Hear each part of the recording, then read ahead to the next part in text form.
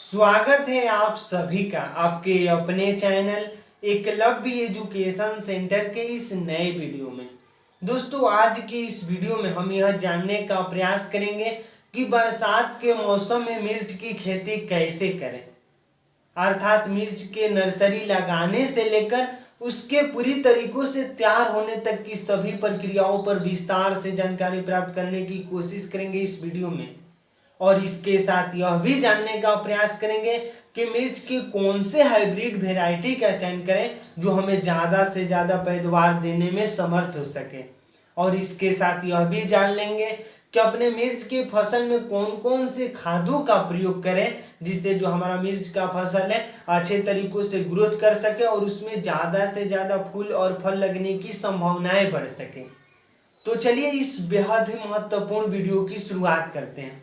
सबसे पहले बता दें कि मिर्च एक ऐसा फसल है जिसकी खेती करके हम कम समय में ज़्यादा से ज़्यादा लाभ प्राप्त कर सकते हैं। और मिर्च की खेती करने से पहले हमें मिर्च की नर्सरी लगानी होती है। तो आइए समझते हैं कि मिर्च की नर्सरी लगाने के लिए हम कौन से हाइब्रिड वेराइटी का चयन करें जिससे जो हमारा मिर्च का फसल है अच्छे तरीकों से हमें लाभ दे सके। तो उसमें सबसे पहला है VNR 332, यानी VNR 332 को रानी के नाम से भी जाना जाता है और यह पूरे भारत में इसकी खेती की जा सकती है। यानी VNR 332 की खेती पूरे भारत में की जा सकती है और इसके साथ साथ यह उन्नत किस्म का बीज माना जाता है। यानी मिर्च के लिए सबसे अगर अच्छा बीजों की हम बातें करते हैं तो उसमें सबसे पहले नंबर पर आता है VNR 332 जिसको रानी के नाम से भी जाना जाता है। और उसके साथ दूसरा है VR 338, यानी VR 338 को काशी गौरव के नाम से भी जाना जाता है। और काशी गौरव को मुख्यतः उत्तर प्रदेश, बिहार, पश्चिम बंगाल जैसे क्षेत्रों में उगाया जाता है। यानी VR 338 भी एक उन्नत किस्म का बीज है मिर्च का। और इसके साथ साथ अगला है PC7, यानी PC7 पंत मिर्च 3 के नाम से भी जाना जाता है और इसकी खेती लगभग उत्तर पूर्वी भारत में की जाती है। और उसके साथ साथ अगला है IVP-BC 535, इसको काशी सिंदूरी के नाम से भी जाना जाता है। यानी IVP-BC 535 मिर्च का एक उन्नत किस्म का बीज है और इसको काशी सिंदूरी के नाम से भी जाना जाता है। यानी बाजार में अगर जाएंगे तो काशी सिंदूरी के नाम से प्रसिद्ध है। और इसके साथ साथ जैसे ही आप इनमें से यानी 4 हाइब्रिड हम वेराइटी का आपको बता चुके हैं ना, अगर इनमें से किसी एक का चयन करते हैं और नर्सरी लगाते हैं मिर्च की तो निश्चित तौर पर जो अपने मिर्च की फसल से आप ज़्यादा से ज़्यादा लाभ प्राप्त कर पाएंगे।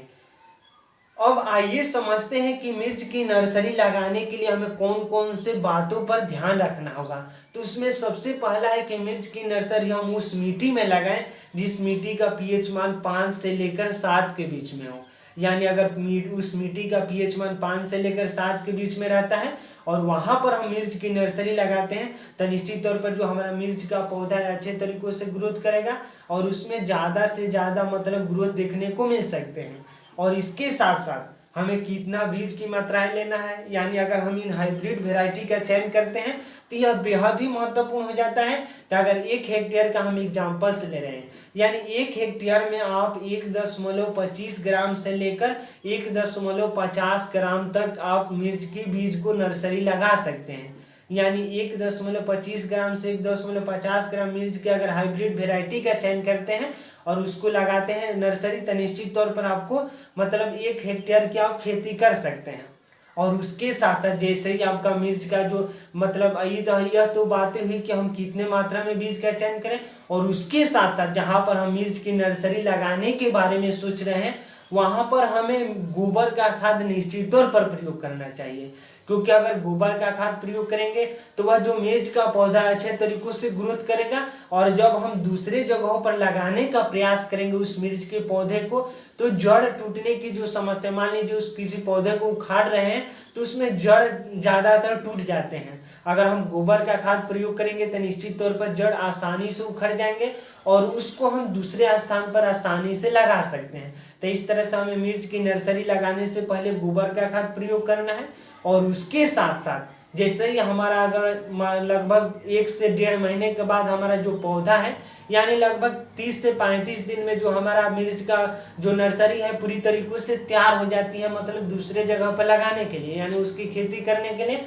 और खेती करने से पहले यह बेहद ही महत्वपूर्ण हो जाता है कि अपने खेत में हमें 250 से 300 केजी मतलब क्विंटल हमें गोबर का खाद प्रयोग करना है। यानी 1 हेक्टेयर में लगभग 250 से 300 क्विंटल गोबर का खाद प्रयोग करेंगे तो निश्चित तौर पर जैसे ही हम अगर लगाते हैं मिर्च का पौधा तो वो अच्छे तरीकों से अपने पोषक तत्वों को प्राप्त कर पाएगा।